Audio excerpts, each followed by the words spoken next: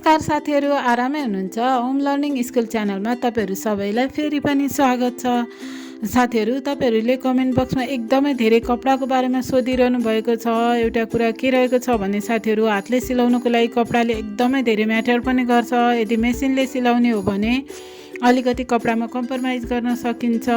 अनि के रहेको छ भन्दाखेरि साथीहरु, म पनि तपाईहरुको रिक्वेस्टको भिडियो बनाउनको लागि डल्सको कपडा लिनलाई 2 चोटी गएँ, तर क्वालिटी एकदमै नराम्रो लागेर हातले सिलाउन नसकिने जस्तो भएर फर्केर आएँ।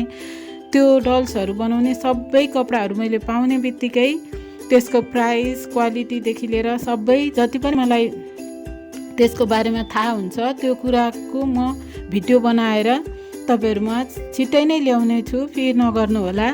अनि अर्को कुरा के रहेको छ भने साथीहरु, तपाईले ट्रेनिङको बारेमा सोध्नु भएको छ। जो साथी चाहिँ मसित डाइरेक्ट ट्रेनिङ लिन इन्ट्रेस्टेड हुनुहुन्छ भने म अमृतनगर एरियामा छु। तपाईहरु मलाई सम्पर्क गरेर आउन सक्नुहुन्छ सिक्नको लागि। उहाँहरुको लागि म हप्ताको 4 दिन ट्रेनिङ दिन सक्छु।